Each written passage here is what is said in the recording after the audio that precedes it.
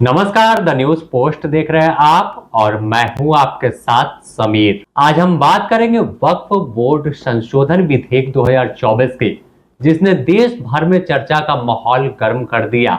आखिर ऐसा क्या इस बिल में है जिसे लेकर रात 2 बजे तक लोकसभा में बहस चले। इस बिल को पेश हो जाने के बाद क्या मुसलमानों का अधिकार छिन जाएगा? आखिर क्यों देश में इस संशोधन विधेयक को लेकर बवाल मचा है और इसके पीछे की पूरी कहानी क्या है? आखिर क्यों लगातार विपक्ष इस बिल को मुसलमानों के अधिकार पर ही सीधा करारा वार बता रही है? लोकसभा में पारित होने के बाद अब राज्यसभा में फिलहाल चर्चा शुरू है, लेकिन आखिर इस बिल में क्या है, इसके प्रावधान क्या है और क्यों इसका विरोध किया जा रहा है? तो चलिए सब कुछ जानते हैं और आपको बताते हैं। तो सबसे पहले समझते हैं कि वक्फ बोर्ड क्या है और वक्फ शब्द का मतलब क्या होता है। तो यह जान लेना बेहद जरूरी है कि वक्फ जो है एक अरबी शब्द है और इस शब्द का चयन वक्फा से हुआ था। इसका मतलब होता है रोकना, धारण करना या छोड़ना।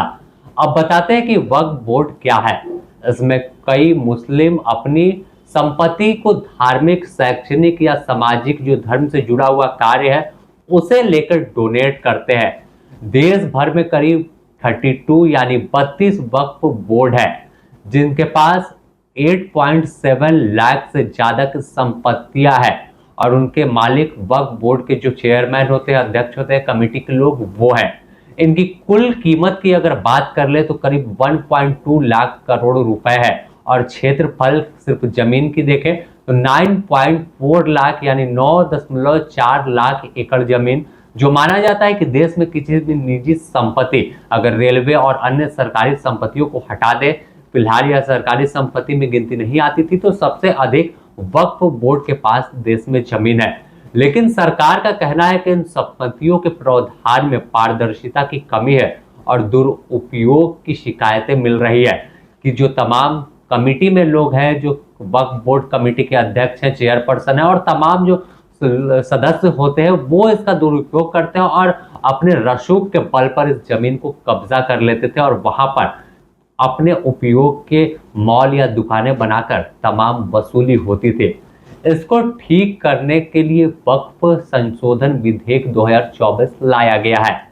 2024 विधेयक अधिनियम, जो ये संशोधन विधेयक अधिनियम है, तो इसको यह भी जान लेते हैं कि आखिर इसमें क्या क्या बदलाव होने वाले हैं और क्या प्रस्तावित है, जो अब धीरे धीरे जैसे लोकसभा से पास हुआ, फिर राज्यसभा में अब बहस चल रही है और इसके बाद कानून का रूप जब राष्ट्रपति के पास से स्वीकृति मिलेगी, कानून की जो तमाम प्रस्ताव की कॉपी है जाएगी, तो फिर संविधान का जो हिस्सा है वो बन जाएगा। तो सबसे पहले अगर देखें पहले पॉइंट में, तो गैर मुस्लिम सदस्यों की अब इसमें नियुक्ति होगी।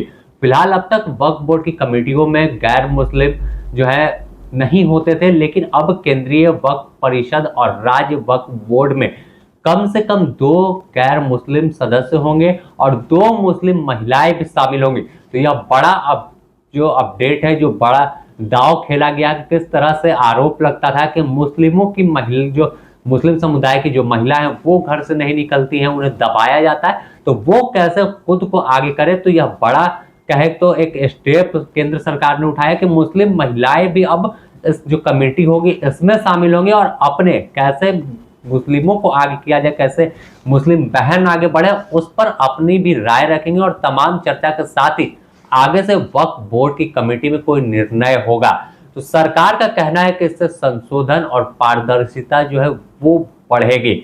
संपत्ति का सत्यापन दूसरा पॉइंट है कि अब तक देखा जाता था कि वक्फ बोर्ड जो थी किसी संपत्ति पर अगर अपना दावा करती थी तो वह बिना सत्यापन के ही वक्फ बोर्ड के पास जमीन या वो प्रॉपर्टी चली जाती थी। लेकिन अब ऐसा नहीं होगा। इसे लेकर जो सत्यापन की प्रक्रिया होगी और यह काम जिला कलेक्टर करेंगे और न कि सर्वेक्षण आयुक्त। पहले देखा जाता था कि सर्वेक्षण आयुक्त सर्वेक्षण करते थे और उसके बाद संपत्ति के मालिकाना हक वक्फ बोर्ड के पास जाता था और सरकारी जमीन जो होगी वह वक्फ बोर्ड से बाहर रखा जाएगा। और तीसरे पॉइंट पर अगर नजर डालें तो डिजिटलीकरण जो है, डिजिटल कैसे, जब डिजिटल भारत हो रहा है तो तब वक्फ बोर्ड की संपत्ति की भी तमाम जानकारी जो है और रिकॉर्ड है वो डिजिटल होगा और करीब 9 महीने के अंदर केंद्रीय पोर्टल पर इसका आंकड़ा अपलोड किया जाएगा और तमाम डाटा कि कितनी जमीन और कितनी प्रॉपर्टी किस जगह में। अगर मान लीजिए आप झारखंड में, तो झारखंड में आपको खुद जानकारी नहीं होगी कि वक्फ बोर्ड की कितनी प्रॉपर्टी और कौन सी जगह पर क्या उस जमीन पर बना है और इसका तमाम उपयोग कैसे हो रहा है। तो यह तमाम लोगों को जानकारी के लिए उसका डिजिटलीकरण जो है वो हो जाएगा और साफ तौर पर तमाम पारदर्शिता इससे आएगी। इसके अलावा अपील का अधिकार भी रहेगा। पहले वक्फ बोर्ड ट्रिब्यूनल का फैसला अंतिम फैसला होता था कि जो वक्फ बोर्ड कमेटी की जब कोर्ट बैठती थी, बेंच बैठती थी, जो फैसला सुनाती थी वो अंतिम फैसला होता था, इसे चुनौती आप नहीं दे सकते थे। लेकिन अब इसके खिलाफ अगर आपकी किसी प्रॉपर्टी पर कोई दावा ठोकता है वक्फ बोर्ड का, तो इसके अंदर 90 दिनों के भीतर आप हाई कोर्ट में अपील कर सकते हैं। तो चौथा पॉइंट ये था। पांचवें पॉइंट पर अगर देखें तो महिलाओं और पिछड़े वर्गों को प्रतिनिधित्व करने का मौका मिलेगा। सिया, सुन्नी, बोहरा और मुस्लिम पिछड़े वर्गों से जुड़े जो तमाम लोग हैं वो इसके सदस्य होंगे और साथ ही महिलाओं को उत्तराधिकारी की रक्षा करनी होगी। इसके अलावा बिल का नाम बदलकर एकीकृत वक्फ प्रबंधन सशक्तिकरण दक्षता और विकास अधिनियम 1955 करने का प्रस्ताव है। तो यह तमाम आसान शब्दों में हमने समझाया कि इन तमाम जो बिल है इसमें किस तरह से बदलाव होगा और क्या कुछ बदल जाएगा, तो इससे फायदा क्या होगा और क्या नुकसान हो सकता है। तमाम पॉइंट को देखने से तो साफ जानकारी है कि आम लोगों के सहूलियत के लिए है। बता दें कि 2 अप्रैल 2025 को लोकसभा में इस बिल पर करीब 12 घंटे से अधिक बहस हुई। इसके पक्ष में 288 यानी 288 वोट पड़े थे, जबकि विपक्ष में 232 वोट मिले थे। इस दौरान केंद्रीय गृह मंत्री अमित शाह ने कहा था कि वक्फ बोर्ड की 9.4 लाख एकड़ जमीन से सिर्फ 166 करोड़ की सालाना आय होती है। इसे पारदर्शिता बनाना चाहते हैं। अल्पसंख्यक मामलों के मंत्री किरण रिजिजू ने इसे प्रशासनिक सुधार बताया है और बताया कि कैसे मुसलमानों की जो जिंदगी है वो बदलेगी। आप खुद सुन लीजिए कि क्या कुछ कहा सदन में रिजिजू ने। हमारे सर के ऊपर में आप सोचिए, तो हम तो देश के लिए सोच समझ करके आज ये बिल लेके आए हैं। तो ये हमारे लिए कोई इसमें एक लाल पैसा बेनिफिट मिलने वाला नहीं है। ये बिल करोड़ों गरीब मुसलमानों को फायदा पहुंचाने के लिए और गलत काम ना हो, गलत तरीके से दूसरा का जमीन को हड़प ना ले, इसको प्रतिबंध लगाने के लिए, रोकने के लिए अच्छा सोच के साथ हम ये बिल लेके आए हैं। अन्य सभापति जी, मैं कहने के लिए बहुत कुछ है क्योंकि ये ओपनिंग है।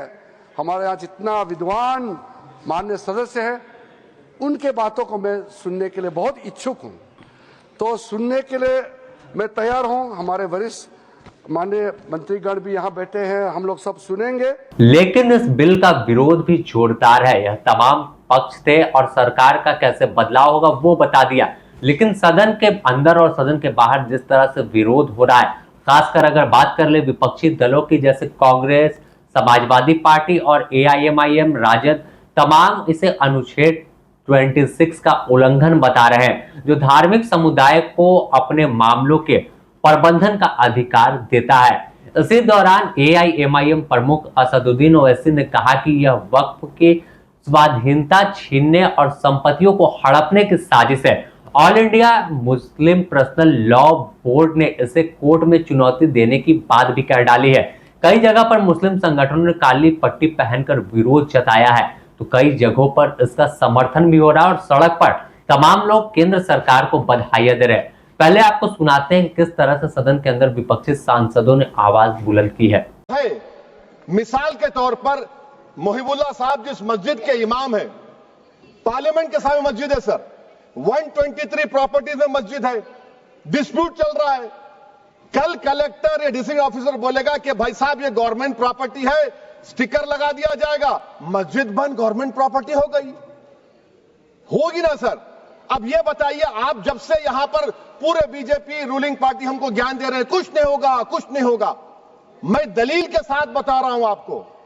ये मस्जिद दिल्ली गवर्नमेंट बोलती हमारी है, वक्फ दिल्ली वक्फ बोलता हमारी है, तो सर वक्फ बाय यूजर, अगर मैं अपनी गवर्नमेंट के खिलाफ वक्फ बोर्ड वक्फ बाय यूजर इस्तेमाल नहीं करेगा तो क्या है सर। अच्छा, ये अमेंडमेंट जब हो जाएगा तो मुझे कहने दीजिए सर, सिर्फ प्राचीन मंदिरों की हिफाजत होगी, मस्जिदों की नहीं होगी।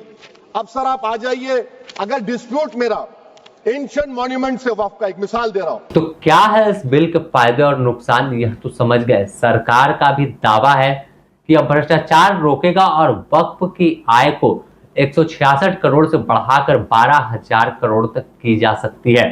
लेकिन तमाम आलोचना कर रहे हैं, आलोचना करने वालों का कहना है कि गैर मुस्लिम सदस्यों की नियुक्ति यहां पर बड़ा पेच फंस रहा है, क्योंकि उनका मानना है कि जब किसी एक धर्म विशेष की यह तमाम प्रॉपर्टी है तो फिर गैर मुस्लिम हस्तक्षेप कैसे करेगा।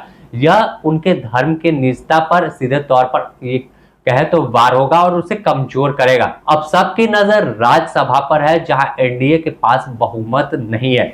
लेकिन जिस तरह से लोकसभा में नीतीश कुमार और चंद्रबाबू नायडू ने सहयोग किया, तो साफ है कि बिल आसानी से पास होगा। और क्योंकि दोनों केंद्र में साथ में सहयोगी के तौर पर अपनी सहभागिता निभा रहे हैं और लगातार मोदी जी के साथ जो प्रधानमंत्री उनके साथ कंधे से कंधे मिलाकर चल रहे हैं, और पहले ही व्हिप जारी कर दिया था कि बिल के समर्थन में खड़े रहेंगे। तो फिलहाल जो सवाल लगातार उठ रहे थे, कई लोगों का कहना है, तो सदन में भी हंगामा है कि इस बिल के आ जाने के बाद मुस्लिमों की मस्जिदों और मज़ारों पर सीधा कब्जा सरकार का हो जाएगा और उन्हें बेदखल कर दिया जाएगा।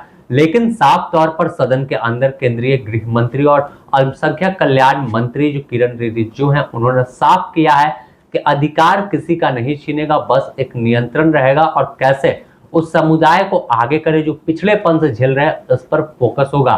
तो आप बने रहे द न्यूज पोस्ट के साथ, आपकी इस पर क्या राय है और इस जो कहानी पूरी चल रही वक्फ बोर्ड के से किस तरह से देखते हैं और क्या सवाल आपके मन में, हमें कमेंट कर जरूर बताइएगा। बने रहे द न्यूज पोस्ट के साथ। नमस्कार।